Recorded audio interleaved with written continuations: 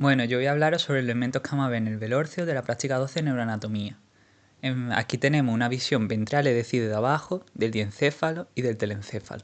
Y vamos a comenzar hablando sobre el lóbulo frontal, que es este que está pintado en rojo. En el lóbulo frontal vamos a distinguir de más medial a más lateral los siguientes elementos. En primer lugar, el giro circunvolución recto, que queda medial al bulbo olfatorio y a la cintilla olfatoria. Si los levantamos estos dos, nos encontramos con el surco olfatorio. Y lateral a ello va a quedar la surco orbitario, que son estos de aquí, entre los cuales van a quedar las circunvoluciones orbitarias, que son esta y esta. Ahora nos vamos a ir al lóbulo temporal, que está pintado de verde, en el que vamos a distinguir la circunvolución temporal superior, el surco temporal superior, la circunvolución temporal media, el surco temporal inferior y la circunvolución temporal inferior. Si nos vamos al otro lado y levantamos, vamos a encontrarnos con las circunvoluciones temporales transversas o circunvoluciones de Hertz o algo así, que son importantes porque en su parte más anterior se va a encontrar el área 41 de Brodmann. Esto lo podemos ver fácilmente en el velorcio porque aquí tenemos estas fibras verdes que son la radiación acústica que van llegando a esa zona más anterior. Luego nos vamos a ir a el lóbulo occipital, que este que está pintado en amarillo, en el cual solo vamos a distinguir las circunvoluciones occipitales, que son esta, etc. Si nos vamos al otro lado y levantamos, vamos a encontrarnos con, bueno, y quitamos esto de en medio, vamos a encontrarnos con otro surco, que es el surco calcarino, que es este de aquí, o este de aquí, que se va a meter tan en profundidad que va a acabar haciendo un relieve en los ventrículos laterales, que son este de aquí. Ese relieve que hace el surco calcarino al introducirse hacia el ventrículo lateral es el calcaravis o espolón calcarino, que es este de aquí y este de aquí.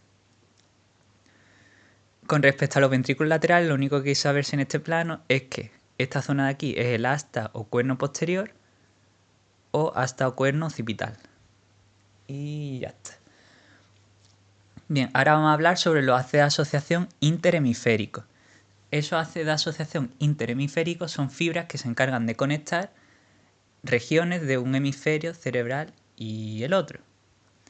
Y en esta visión vamos a encontrarnos, en primer lugar, con la comisura anterior, que es esta de aquí, que se va a encargar de conectar, si seguimos su recorrido lo vemos perfectamente, en la parte media del lóbulo temporal, seguimos su recorrido por aquí, seguimos por aquí, las estrías olfatorias, seguimos su recorrido aquí, y si nos vamos al otro hemisferio nos lo encontramos aquí, y viendo cómo también conectan el complejo amigdalino. Entonces, la comisura anterior conecta la parte media del lóbulo temporal, las estrías olfatorias y los complejos amigdalinos de un hemisferio y otro. El otro elemento, o sea, el otro haz de asociación interhemisférico que nos encontramos es el cuerpo calloso, que está pintado aquí de rosa. El cuerpo calloso tenía diferentes partes. El pico, que es este de aquí, esta mierdecilla de aquí, que está anterior a la comisura anterior, la rodilla del cuerpo calloso, y si levantamos, continuamos viendo la rodilla del cuerpo calloso, que va a acabar formando el forceps menor, que es esta estructura más rosa que vemos aquí. Bien, ahora nos vamos a hablar sobre los haces de asociación intrahemisféricos. Estos haces de asociación intrahemisféricos se van a encargar de relacionar áreas del mismo hemisferio cerebral y son el fascículo uncinado, el fascículo longitudinal superior, el fascículo longitudinal inferior, el fascículo occipitofrontal superior y el fascículo occipitofrontal inferior. De esos 5, en este plano solo vamos a ver el fascículo occipitofrontal inferior, que es este de aquí, que se continúa por aquí y un poquito por aquí, que como su nombre indica va a relacionar el lóbulo occipital con el frontal, y el fascículo uncinado o engancho, que es este de aquí, y que si nos vamos al plano levantado lo vemos aquí, junto a la comisura anterior. Entonces, comisura anterior, fascículo uncinado. Bien. Por último, en este plano vamos a hablar sobre la cápsula interna y las radiaciones que tienen. Esas radiaciones se llaman brazos y vamos a distinguir un brazo anterior, un brazo posterior, un brazo retrolenticular y un brazo sublenticular. En primer lugar vamos a comenzar hablando sobre el brazo anterior. El brazo anterior va a estar situado entre el núcleo caudado, que es este de aquí, y el núcleo lenticular, que era la unión del núcleo putamen con el núcleo pálido. Pues el brazo anterior va a estar formado a su vez por la radiación talámica anterior, que es esta de aquí. No te desenfoque, esta de aquí. Y las fibras frontopónticas, que son estas de aquí. Y otra vez, bueno, las fibras frontopónticas.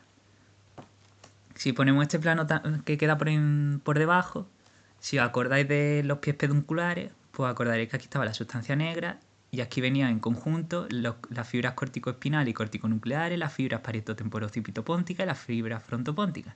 Pues entonces aquí tenemos las fibras frontopónticas, las continuamos y las vemos formando parte del brazo anterior junto a la radiación talámica anterior. Vale. Ahora nos vamos a ir al brazo posterior. El brazo posterior se sitúa entre el tálamo y el núcleo lenticular. Y va a estar constituido por las fibras.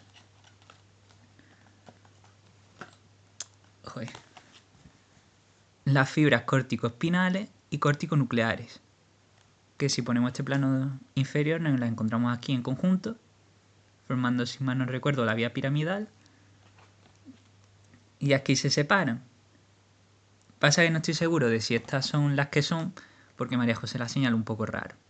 Pero vamos, en teoría, estas de aquí son las corticoespinales y estas de aquí las corticonucleares.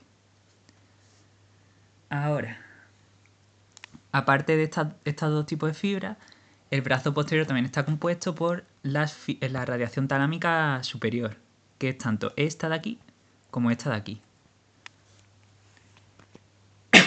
Ahora nos vamos a ir al brazo retrolenticular.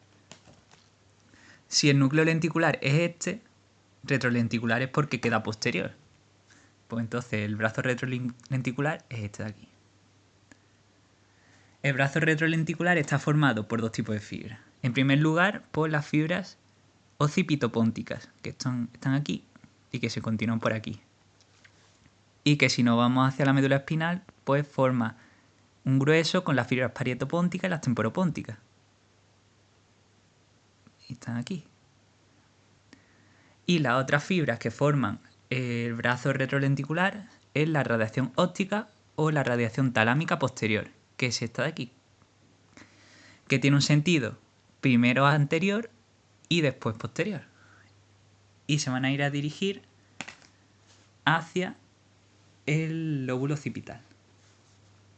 Finalmente nos encontramos con el brazo sublenticular, que queda por debajo del núcleo lenticular y que está formado a su vez por la radiación acústica, que aquí la vemos saliendo en núcleo geniculado, pasando por encima de la radiación óptica y la continuamos viendo hacia por aquí,